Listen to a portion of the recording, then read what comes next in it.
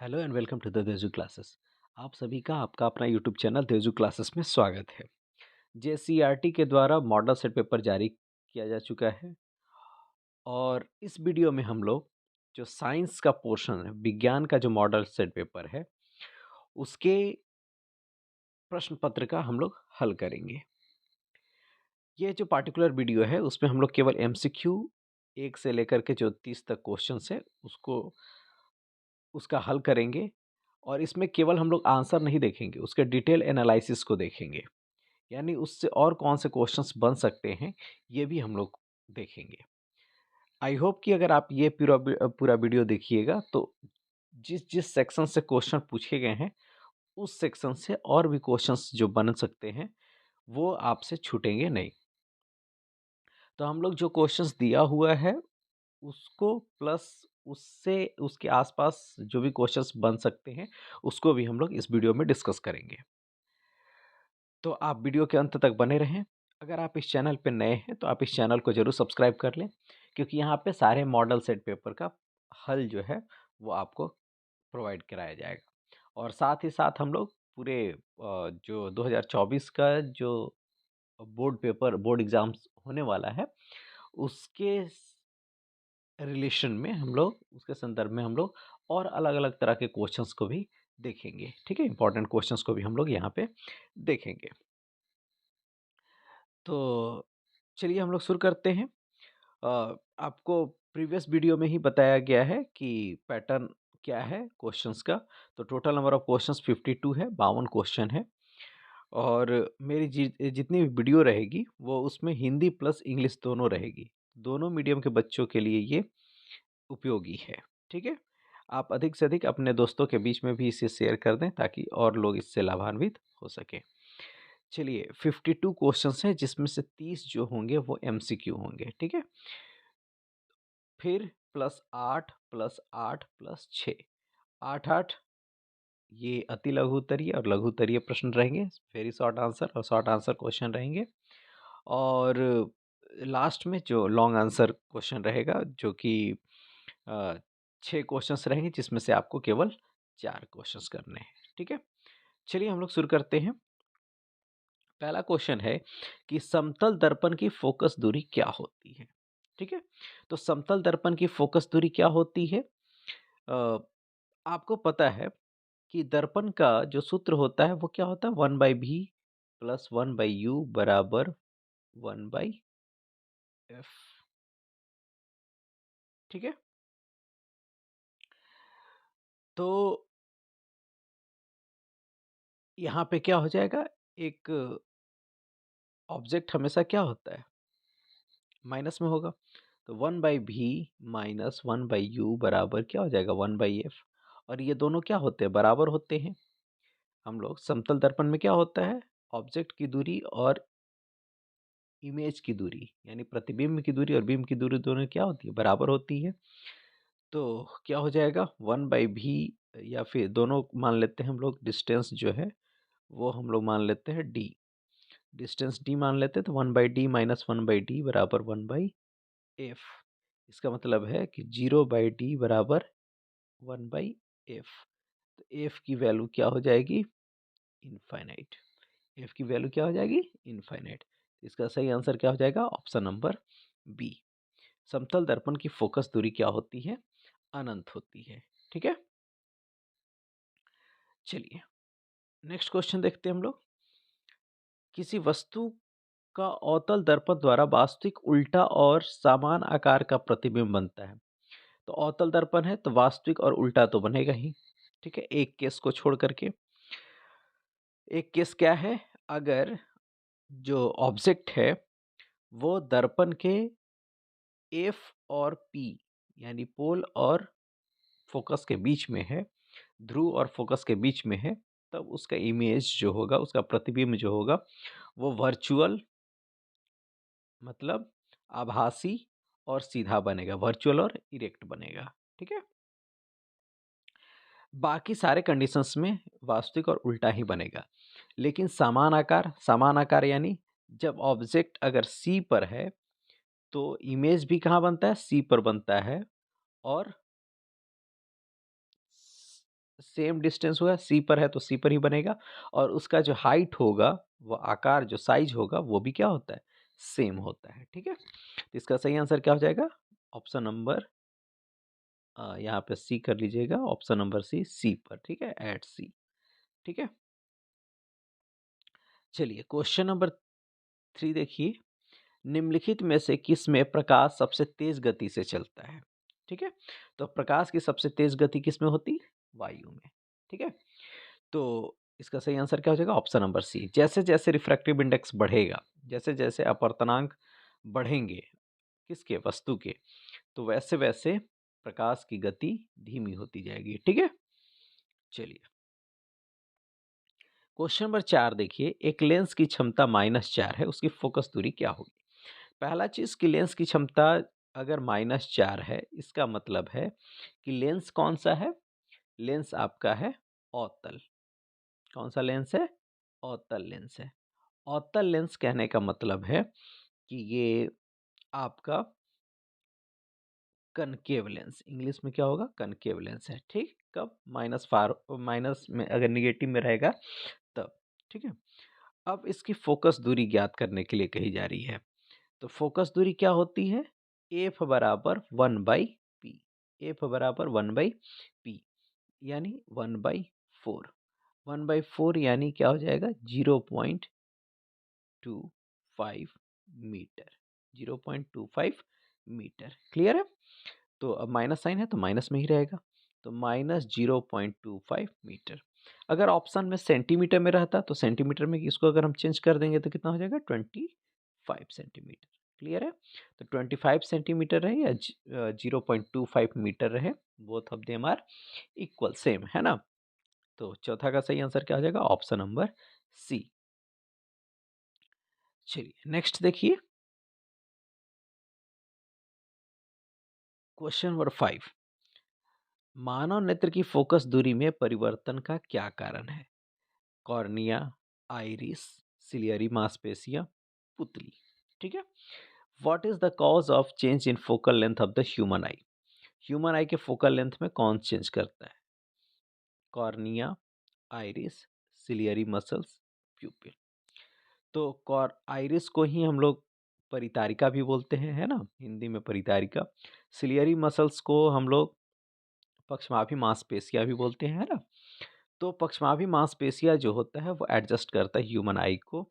ठीक है, तो इसका सही आंसर क्या हो जाएगा, सिलियरी मांसपेशियां, यानी पक्षमाभी मांसपेशियां, सिलियरी मसल्स। ठीक है, चलिए नेक्स्ट क्वेश्चन नंबर 6 देखिए, अ, दूरदृष्टि दोष को क्या कहा जाता है। तो दूरदृष्टि दोष को यानी फार साइडनेस को क्या कहते हैं हम लोग, हाइपरमेट्रोपिया। ठीक है, हाइपरमेट्रोपिया। ठीक है, चलिए तो दूरदृष्टि दोष क्या होता है, जिसमें आपको दूर की वस्तु दिखाई देती है लेकिन पास की वस्तु स्पष्ट रूप से दिखाई नहीं देती है। ठीक है, इसको कैसे ठीक किया जाता है, तो इसको उत्तल लेंस के माध्यम से ठीक किया जाता है। ठीक है, अगर निकट दृष्टि दोष के बारे में कहा जाए, तो निकट दृष्टि दोष क्या है, जिसमें आपको निकट की वस्तु स्पष्ट दिखाई देगी लेकिन दूर की वस्तु स्पष्ट दिखाई नहीं देगी, तो वो हो जाएगी निकट दृष्टि दोष।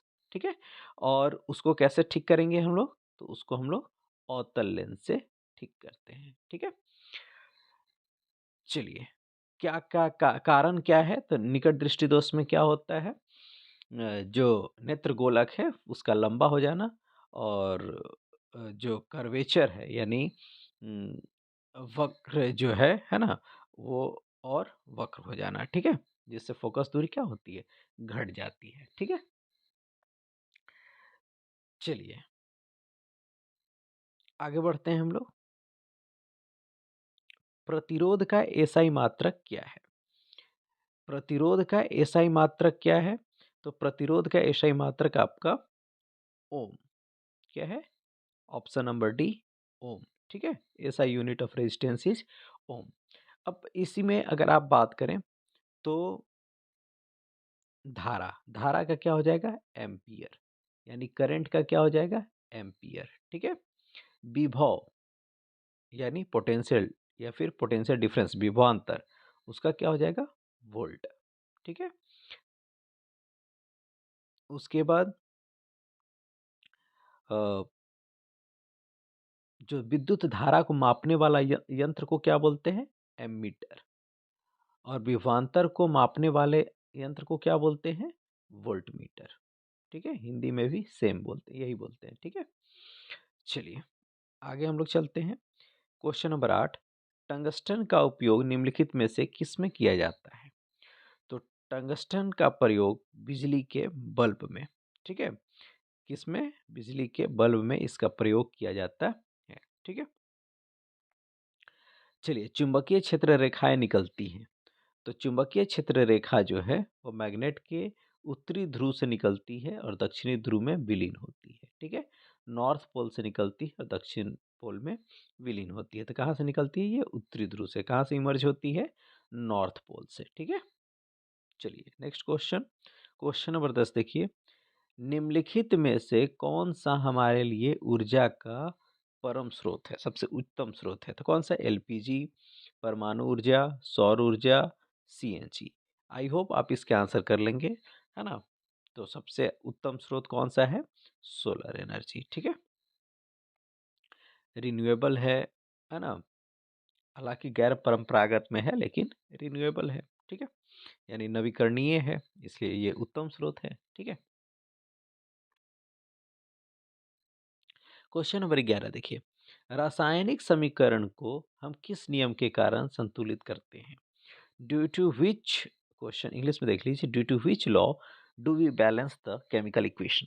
पहला है law of conservation of mass, law of constant proportion, Dalton's atomic theory, modern periodic law. तो लॉ ऑफ कंजर्वेशन यानी द्रव्यमान संरक्षण का नियम, ये इसी नियम के आधार पर हम लोग रासायनिक समीकरण को क्या करते हैं? उसको संतुलित करते हैं। याद रखिए, द्रव्यमान संरक्षण का नियम लेवाइजर के द्वारा दिया गया था और जोसेफ प्राउस्ट के द्वारा स्थिर अनुपात का नियम दिया गया था, जो आप क्लास 9th में पढ़े थे। ठीक है,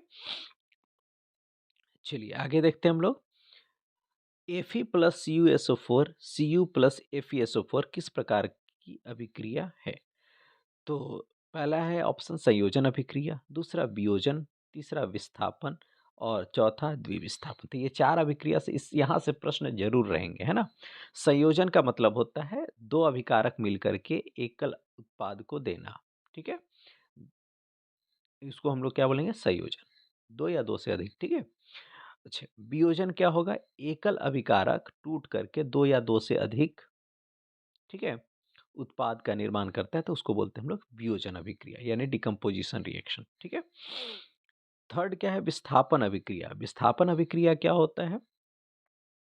जो अधिक अभिक्रियाशील तत्व हैं वो दूसरे तत्व को क्या करते हैं? हटा करके और उसका स्थान ले लेते हैं, उसका स्थान को, उसके अभिकारक से उसका स्थान ले लेते हैं। तो उस अभिक्रिया को हम लोग क्या बोलते हैं? विस्थापन अभिक्रिया, यानी विस्थापित कर देते हैं। ठीक है, दूसरे तत्व को विस्थापित कर देते हैं उसके यौगिक से। तो यहाँ पे क्या है कि Fe जो है, कॉपर जो है वो क्या है? कम अभिक्रियाशील है। किससे?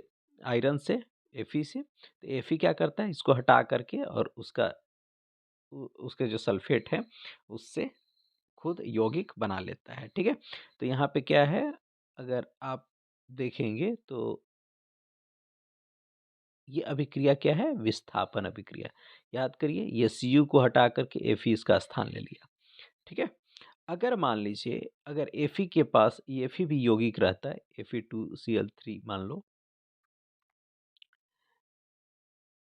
ठीक है, तो अ, या फिर मान लीजिए एक रिएक्शन AlCl3 प्लस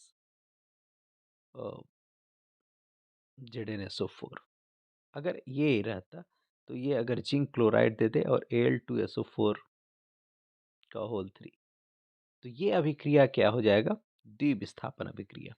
ठीक है, यानी अल्युमिनियम इसके, ठीक है, और जिंक इसके। ठीक है, अगर ये दोनों अ, अदला बदली करके, है ना, दोनों अभिकारक एक दूसरे को अदल बदल करके, ठीक है, एक दूसरे का स्थान अगर ले लेते हैं तो उसको बोलते हैं द्विविस्थापन अभिक्रिया है। ठीक है, चलिए, तो आई होप आप समझ गए होंगे। तो ये कौन सा अभिक्रिया है? ये है आपका विस्थापन अभिक्रिया। नेक्स्ट देखिए, H प्लस आयन की सांद्रता किस पदार्थ में सबसे अधिक होगी? तो H प्लस आयन की सांद्रता किस पदार्थ में सबसे अधिक होगी? जठर रस में। ठीक है, यहाँ पे ऑप्शन है जठर रस, नींबू रस, शुद्ध जल, मिल्क ऑफ मैग्नीशिया। जैसे जैसे है ना, सांद्रता क्या हो रही है? H प्लस आयन की सांद्रता सबसे अधिक जठर रस, इसलिए सबसे ज़्यादा एसिडिक होगा, सबसे ज़्यादा अम्लीय होगा, उसमें H प्लस आयन की सांद्रता उतनी ही अधिक होगी, है ना। चलिए, क्वेश्चन नंबर 14 देखिए, ए बी सी डी का पीएच मान, ए का पीएच मान 5, बी का 8, सी का 10 और डी का 13। तो कौन सा पदार्थ इसमें अम्ल है? ठीक है, तो इसमें अम्ल कौन सा है? 5 वाला, यानी ऑप्शन नंबर ए। ठीक है, ए जो है वही अम्लीय है। चलिए, निम्नलिखित में से किस लवण का उपयोग सोडा अम्ल अग्निशामक में किया जाता है? ठीक है, तो किसका किया जाता है? Sodium chloride, sodium bicarbonate, Na2CO sodium carbonate या कैल्शियम सल्फेट। ठीक है, तो ये साधारण नमक का सूत्र है, ये आपका बेकिंग सोडा का सूत्र है, और Na2CO3 प्लस 10H2O अगर हम कर दें क्रिस्टलाइजेशन के फॉर्म में, तो ये आपका धोने का सोडा का सूत्र है ना। कैल्शियम सल्फेट से आपका जिप्सम बनेगा या फिर प्लास्टर ऑफ पेरिस। तो ये जो सोडियम बाइकार्बोनेट है, ये गर्म करने पर क्या देता है? CO2 देता है ना। तो इसलिए इसको हम लोग अग्निशामक के रूप में प्रयोग करते हैं। ठीक है, चलिए, तो इसका सही आंसर क्या हो जाएगा? Option number B. नेक्स्ट देखिए, क्वेश्चन नंबर 16, निम्नलिखित में से कौन सा उभयधर्मी ऑक्साइड है? ठीक है, उभयधर्मी ऑक्साइड का मतलब क्या होता है? जो एसिडिक और बेसिक, यानी है ना, दोनों, तो उसको क्या बोलते हैं हम लोग? उभयधर्मी ऑक्साइड। तो क्या क्या ऑप्शन है? CO2 है, Al2O3 है, Na2O3 है, Fe3O4 है। इसका सही आंसर क्या हो जाएगा? Al2O3। ठीक है, अल्युमिनियम ऑक्साइड या फिर जिंक ऑक्साइड, ये भी क्या है? उभयधर्मी ऑक्साइड है। ठीक है, तो यहाँ पे सही आंसर ऑप्शन नंबर बी। ठीक है,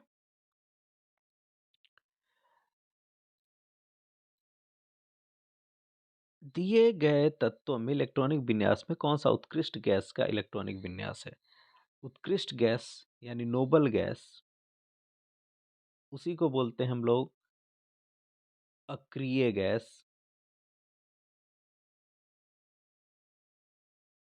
उसी को हम लोग बोलते हैं, इंग्लिश में अगर हम बोलें तो उसको बोलेंगे इनर्ट गैस।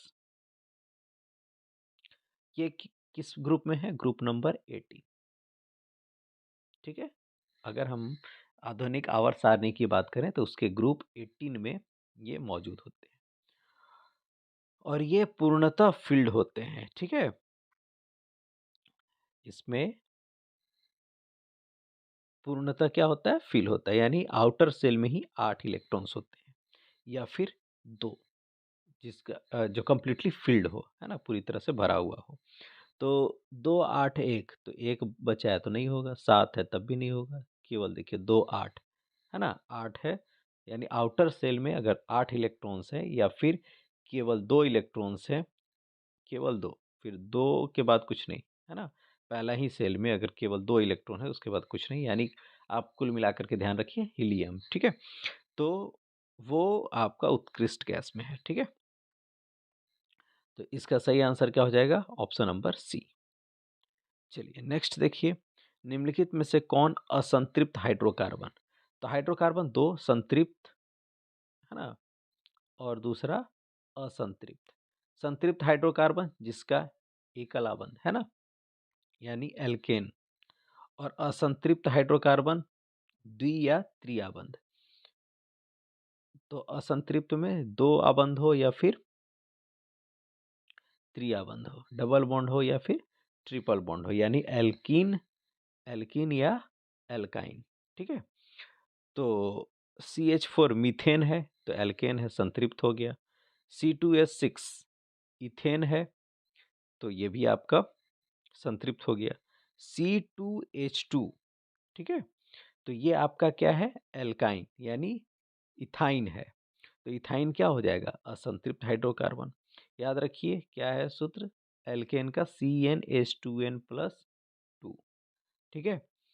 एल्कीन का क्या हो जाएगा, CnH2n, ठीक है। और एल्काइन का क्या हो जाएगा, CnH2n-2, ठीक है। तो ये सूत्र है, ठीक है, एल्केन, एल्कीन और एल्काइन का। चलिए, HCHO में कौन प्रक्रियात्मक समूह है, कौन सा फंक्शनल ग्रुप है किसमें, HCHO में, तो ये है मिथेनॉल। तो मिथेनॉल यानी एल्डिहाइड। कीटोन में आपको CO मिलेगा, और वो भी लास्ट में नहीं, बीच में, बीच में मतलब बीचों बीच नहीं, एक से लास्ट से पहले, ठीक है। और दूसरा है CHO अगर है तो वो है एल्डिहाइड। अगर COOH है तो कार्बोक्जिलिक अम्ल है, ठीक है। और केवल OH है तो वो अल्कोहल है, ठीक है। चलिए, तो चारों में से किसी के बारे में पूछेगा आप, हम लोग कर लेंगे इसको। नेक्स्ट देखिए, क्वेश्चन नंबर 20, दिए गए तत्वों में किस तत्व में संयोजी इलेक्ट्रॉन की संख्या लिथियम के बराबर है। संयोजी इलेक्ट्रॉन यानी वैलेंस इलेक्ट्रॉन, ठीक है। ऑप्शन क्या क्या है, मैग्नीशियम, कैल्शियम, पोटेशियम, एल्युमिनियम, ठीक है। तो संयोजी इलेक्ट्रॉन्स क्या कहते हैं, लास्ट सेल में जितने इलेक्ट्रॉन्स होते हैं उसको संयोजी इलेक्ट्रॉन कहते हैं। जैसे फॉर एग्जांपल, अगर हम नाइट्रोजन की बात करते हैं तो नाइट्रोजन का परमाणु संख्या कितना होता है, 7, तो 2 और 5, तो लास्ट सेल में कितना इलेक्ट्रॉन्स हैं, 5। तो ये 5 जो होगा संयोजी इलेक्ट्रॉन होगा किसका, नाइट्रोजन का। अब लिथियम के बराबर संयोजी इलेक्ट्रॉन, तो लिथियम का क्या होता है, परमाणु संख्या 3। अब 3 होता है तो 2 और 1, यानी लास्ट में कितना होना चाहिए, 1। अब मैग्नीशियम का कितना होता है, 12, तो 12 होता है तो क्या हो जाएगा, 2, 8, 2, तो लास्ट में कितना हो गया, 2, तो ये लिथियम के बराबर नहीं होगा। कैल्शियम का अगर हम बात करें तो कैल्शियम का कितना होता है, 20, तो 20 होता है तो 2, 8, 8, 2, ठीक है, तो ये भी नहीं होगा। पोटेशियम की बात करेंगे तो कितना होता है, 19, तो 19 होगा, तो इसका क्या हो जाएगा, 2, 8, 8 और 1, इलेक्ट्रॉनिक विन्यास ये हो जाएगा। यानी लास्ट में कितना है इलेक्ट्रॉन बचा है, 1, ठीक है। तो इसके किसके बराबर, लिथियम के बराबर है। इसका सही आंसर क्या आ जाएगा, ऑप्शन नंबर सी यानी पोटेशियम, ठीक है। चलिए, क्वेश्चन नंबर 21, अमीबा में किस प्रकार का पोषण होता है। अ, हम लोग जो आपका बुक में यानी जो JCRT के द्वारा पहले ही चैप्टर वाइज निकाला गया है उसको भी हम लोग हल करने का प्रयास करेंगे। और अगर इतना हल कर लेंगे तो उससे रिलेटेड जितने भी क्वेश्चन है आगे पीछे वाले भी हम लोग देख लेंगे। और आई होप कि आप 30 में 30 स्कोर आराम से कर लेंगे। चलिए, अमीबा में किस प्रकार का पोषण होता है, ठीक है। परजीवी पोषण, स्वपोषी पोषण, मृतजीवी पोषण, प्राणी संभोजी पोषण, ठीक है। What type of nutrition is there in amoeba? Parasitic, autotrophic, saprophyte और फोलोजोइक। क्या क्या होता है, परजीवी मतलब दूसरे जीव पर निर्भर होते हैं भोजन के लिए, ये परजीवी पोषण कहलाता है। स्वपोषी, खुद से खाना बनाए। खुद से खाना बनाने का मतलब ये नहीं है कि मनुष्य खुद से खाना बना ले रहा है अपने से दाल चावल, तो वो नहीं है, है ना। स्वपोषी मतलब जो सूर्य के प्रकाश से स्वयं अपने भोजन स्वयं भोजन को बना रहा है, या फिर आप कोई अन्य जैसे लिविंग थिंग्स, चाहे वो पेड़ पौधा का प्रोडक्ट हो या एनिमल्स प्रोडक्ट हो, उस पर निर्भर ना कर रहा हो, तो उसको बोलते हैं हम लोग स्वपोषी पोषण, ठीक है। यानी जो केवल प्लांट्स करते हैं। मृतजीवी जो मरे हुए, सेप्रोफाइटिक यानी जो मरे हुए जीव जंतु पर निर्भर होकर के अपना भोजन करते हैं, उसको क्या बोलते हैं, मृतजीवी पोषण करने वाला जानवर, ठीक है, या ऑर्गेनिज्म, जीव। प्राणी संभोजी पोषण यानी होलोजोइक, हम आप पर वो हम पे, ठीक है, तो इसको क्या बोलेंगे हम लोग, होलोजोइक न्यूट्रिशन। तो अमीबा जो होता है वो किस तरह का न्यूट्रिशन होता है, प्राणी संभोजी न्यूट्रिशन, ठीक है, होलोजोइक न्यूट्रिशन। चलिए नेक्स्ट देखिए, श्वसन प्रक्रम में ग्लूकोज से पायरुवेट में विखंडन कहाँ होता है। याद रखिए ये बहुत इंपॉर्टेंट क्वेश्चन है ना? तो अगर ग्लूकोज से पाइरूवेट में टूटता है, ग्लूकोज जो है वो पाइरूवेट अम्ल में टूटता है, कहाँ पे? कोशिका द्रव्य में, साइटोप्लाज्म में। यानी इसको अगर हम बात करें तो यहाँ पे क्या हो जाएगा? कोशिका द्रव्य। तो कोशिका द्रव्य में जो ग्लूकोज है वो किस में टूटता है? पाइरूवेट में। अब पाइरूवेट जो होता है वो 3 तरह टूटेगा। कैसे टूटेगा भाई? पहला, ऑक्सीजन की अनुपस्थिति में, O2 का ऑब्सेंस में, ऑक्सीजन ना रहे, ठीक है। दूसरा, ऑक्सीजन के अभाव में, मतलब एकदम थोड़ा मोड़ा ऑक्सीजन रहे। और तीसरा, जब ऑक्सीजन रहे भरपूर मात्रा में। तो ऑक्सीजन की जब अनुपस्थिति होती है ना, ऑक्सीजन की अनुपस्थिति जब होती है तो ये ईस्ट में होता है। किस में होता है? ईस्ट में। और ये क्या बनाएगा? इथेनॉल। क्या बनाएगा? यहाँ पे लिख देते हैं इथेनॉल, यानी अल्कोहल बना देगा, ठीक है। इथेनॉल बना देगा और ऊर्जा देगा, ठीक है।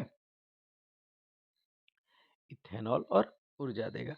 चलिए, अगर अभाव में, O2 की अभाव में, तो मेन प्रोडक्ट क्या दे देगा? लैक्टिक अम्ल। क्या देगा? लैक्टिक। अगर अभाव में हम बात करेंगे तो क्या देगा? लैक्टिक अम्ल। तो ऑक्सीजन की अनुपस्थिति में कहाँ पे होगा? ईस्ट में होगा। और क्या देता है? मेजर प्रोडक्ट इथेनॉल देगा। O2 यानी अगर अभाव में है, ऑक्सीजन का अभाव है, तो वो कहाँ होगा? कोशिका, मांसपेशियों में। मांसपेशियाँ जो होंगी वहाँ पे होगी, ठीक है। तो मांसपेशियों में होगा और क्या देगा? लैक्टिक अम्ल बनाएगा। क्या बनाएगा? लैक्टिक अम्ल बनाएगा, ठीक है। उसके बाद जब ऑक्सीजन की मात्रा होगी, प्रचुर मात्रा, तो वो कहाँ हो जाएगा? माइटोकॉन्ड्रिया में। कहाँ हो जाएगा? माइटोकॉन्ड्रिया में, ठीक है।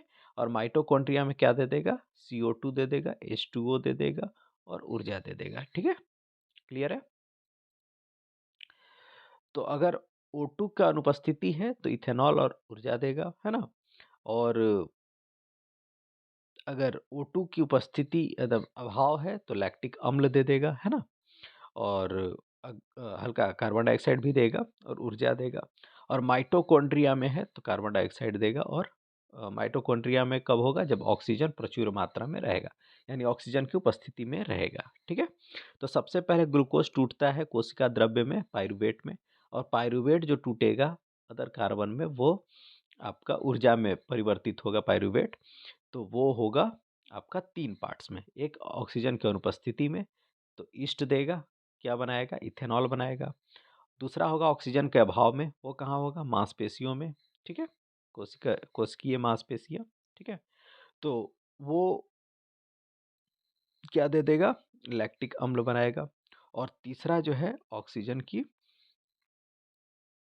उपस्थिति रहेगी, तो वो कहाँ आ जाएगा? कोशिका के अंदर जो माइटोकॉन्ड्रिया होता है उसमें होगा, ठीक है। तो ग्लूकोज से पाइरूवेट किस में होगा? कोशिका द्रव्य में, ठीक है। माइटोकॉन्ड्रिया में क्या होगा? पाइरूवेट से CO2 और H2O प्लस ऊर्जा। ये कहाँ होगा? ये होगा कब? जब ऑक्सीजन रहेगा तब। हमारी पेशी में कब होगा? ऑक्सीजन के अभाव में, मतलब बहुत कम मात्रा में ऑक्सीजन, ऑक्सीजन पूरी तरह से न पहुँचे। तो क्या दे देगा वो भी? क्या बनाएगा? लैक्टिक अम्ल बनाएगा। लैक्टिक अम्ल बनाएगा, ठीक है। और CO2 और ऊर्जा। और ईस्ट में होगा ऑक्सीजन के अभाव में, ऑक्सीजन इसमें नहीं रहेगा, अनुपस्थित रहेगा। और ये क्या बनाएगा? इथेनॉल बनाएगा। क्या बनाएगा? इथेनॉल बनाएगा और ऊर्जा, ठीक है। चलिए, आई होप आप अब इससे जो क्वेश्चंस आएंगे वो आप हम आसानी से कर पाएंगे। चलिए नेक्स्ट देखिए, निम्नलिखित में से कौन सा हार्मोन शरीर के वृद्धि के लिए उपापचय का नियमन करता है? तो कौन सा हार्मोन है? वृद्धि हार्मोन। पीयूष ग्रंथि से स्रावित होता है। कहाँ से होगा? पीयूष ग्रंथि से स्रावित होगा, पिट्यूटरी ग्लैंड से, ठीक है। और ये आपके शरीर की वृद्धि के लिए उपापचय का नियमन करता है, ठीक है। चलिए फिर देख लेते हैं, वृद्धि हार्मोन कहाँ से हो रहा है? आपका पीयूष ग्रंथि से। इंसुलिन, इंसुलिन कहाँ से हो रहा है? अग्नाशय या पैंक्रियाज, इंग्लिश में क्या बोलेंगे? पैंक्रियास से। टेस्टिस्टिरोन कहाँ से हो रहा है? वृषण या टेस्टिस।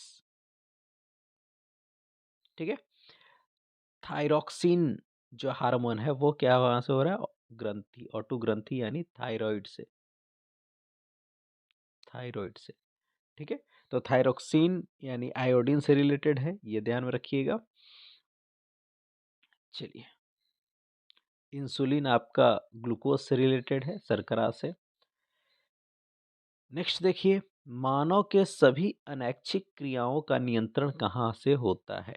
अनैच्छिक क्रियाओं का नियंत्रण कहाँ से होता है? मेडुला से। कहाँ से होता है? मेडुला से। प्रमस्तिष्क जो होता है वो आपको याद करने वाला पार्ट है। हाइपोथैलेमस आपका इगरनेस वगैरह के लिए है ना, जो एक्टिवेट करता है, इमोशंस को एक्टिवेट करता है। ठीक है।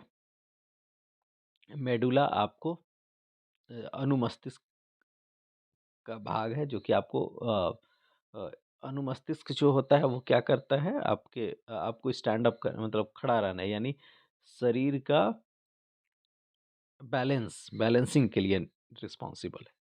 मेडुला क्या है? अनैच्छिक क्रियाओं पर आपके नियंत्रण करता है। ठीक है।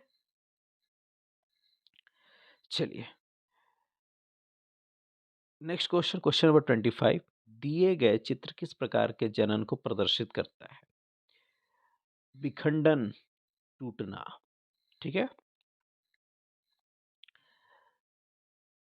खंडन, ये भी एक प्रकार का टूटना है। लेकिन विखंडन जो हो वो क्या होगा? जो पेरेंट जीव है ना, जो मूल जीव है, वो अपने आप में टूट जाएगा, टूट करके अलग अलग छित्र आ गया मान लीजिए, और नया नया इंडिविजुअल को पैदा कर दिया, तो वो विखंडन है। ठीक है। खंडन क्या होता है? दो तरह का, यानी द्विखंडन या फिर बहुखंडन। ठीक है। तो विखंडन कहाँ होता है? स्पाइरोगाइरा में। खंडन में, द्विखंडन कहाँ होता है? प्लेनेरिया में होगा, या फिर अमीबा में होगा। ठीक है, द्विखंडन। और बहुखंडन क्या होगा? प्लाज्मोडियम में होगा। ठीक है, मलेरिया परजीवी जो है प्लाज्मोडियम, उसमें होगा। बहुखंडन या द्विखंडन जो है, खंडन में क्या होगा? जो पेरेंट सेल्स होंगे, यानी जो पितरी कोशिका होंगी, पितरी या मातृ कोशिका, वो डॉटर सेल्स में विभाजित होगी, है ना, वो नए संतति कोशिकाओं में विभाजित होगी। ठीक है, सेल, कोशिका। चलिए, पुनरुद्भवन में मतलब रीजनरेशन, खुद से जनरेट कर लेता है। ठीक है। तो मतलब अगर जैसे मान लो छिपकली में यहाँ पूंछ, अगर पूंछ उसका कट जाता है तो वो खुद से उसमें क्या हो जाता है? जनरेट हो जाता है। तो ये जो गुण होता है, ये रीजनरेशन का, इससे अगर कोई संतान पैदा हुआ, यानी उसी के आइडेंटिकल जो बच्चे हुए वो अगर प्रोड्यूस हुए, तो उसको बोलते हैं पुनरुद्भवन। ठीक है। तो जैसे यहाँ पे क्या है, ये यहाँ से 3 पार्ट से कट रहा है, और फिर ये 3 ऊपर वाला पार्ट रीजनरेट होकर के ये बन जा रहा है। बीच वाला पार्ट अगर बच गया तो वो भी ऊपर और नीचे का पार्ट उसमें रीजनरेट हो रहा है, नया इंडिविजुअल्स को पैदा कर ले रहा है। नीचे का पार्ट केवल बचा तो ऊपर वाला पार्ट को खुद ब खुद रीजनरेट कर ले रहा है। ठीक है, तो इसको हम लोग क्या बोलते हैं? पुनरुद्भवन। ठीक है। नेक्स्ट क्या है? मुकुलन। मुकुलन यानी बडिंग, है ना, हाइड्रा में होता है। चलिए, आगे हम लोग ये देखिए प्लेनेरिया है ना, ये प्लेनेरिया है जो पुनरुद्भवन है। याद रखिएगा, खंडन में लेस्मानिया, लेस्मानिया को हमने प्लेनेरिया कह दिया। ठीक है। तो लेस्मानिया जो है वो द्विखंडन का ही द्विखंडन होता है लेस्मानिया में। ठीक है, तो उसको आप करेक्ट कर लीजिएगा। चलिए, नेक्स्ट देखिए, मनुष्य में निषेचन कहाँ होता है? तो मनुष्य में निषेचन कहाँ होगा? अंडवाहिका में। कहाँ पे होता है? फैलोपियन ट्यूब में, है ना। मादा का जो जनन तंत्र है उसमें अंडवाहिका जो होता है, जो अंडाशय से अंडाणु को लेकर के आता है ना, वो रास्ता है, और वहीं पे क्या होता है? निषेचन होता है। ठीक है, शुक्राणु का और अंडाणु का। चलिए, और किसका निर्माण होगा? जाइगोट का निर्माण होगा और वहाँ से फिर वो गर्भाशय में आकर के बढ़ेगा। तो क्वेश्चन नंबर 26 का सही आंसर क्या हो जाएगा? अंडवाहिका, फैलोपियन ट्यूब। क्वेश्चन नंबर 27 देखिए, किसी जीव में कोई गुण प्रभावित होता है केवल पिता के डीएनए से, केवल माता के डीएनए से, पिता और माता दोनों के डीएनए से, न पिता के डीएनए और न माता के डीएनए से। इसका सही आंसर क्या हो जाएगा? माता पिता दोनों के डीएनए से वो गुण जो होता है वो प्रभावित होता है। ठीक है, थोड़ा सा डिटेल कर लेते हैं। एक्स वाई क्रोमोजोम होता है ये मेल के लिए, और एक्स एक्स क्रोमोजोम होता है फीमेल मादा में। तो यहाँ से अगर मेल का एक्स क्रोमोजोम आता है, यहाँ से एक्स आता है, तो क्या होगा? डॉटर होगी, बेटी होगी, पुत्री होगी। और यहाँ से वाई आता है और यहाँ से एक्स आता है, तो क्या होगा? पुत्र होगा। ठीक है, चलिए आगे क्वेश्चन देखते हैं हम लोग। नाभिकीय विद्युत संयंत्र शक्ति संयंत्र में किस प्रक्रिया से ऊर्जा मुक्त होती है? By which process is energy released in nuclear power plant? अब न्यूक्लियर पावर प्लांट में क्या होता है? ऑप्शन दिया हुआ है, नाभिकीय संलयन, नाभिकीय विखंडन, जल का विद्युत अपघटन, चंद्रमा के गुरुत्वीय खिंचाव। तो विद्युत नाभिकीय विद्युत संयंत्र में इन लोगों का कोई काम नहीं है, तो क्या है? संलयन या फिर विखंडन। यहीं पे कंफ्यूजन स्थिति होगी। तो जब ऊर्जा मुक्त होती है ना, नाभिकीय विद्युत संयंत्र में, तो वो विखंडन के माध्यम से होती है। किसके माध्यम से? विखंडन के, यानी टूटना। न्यूक्लियर फिजन का मतलब होता है टूटना, है ना। चलिए,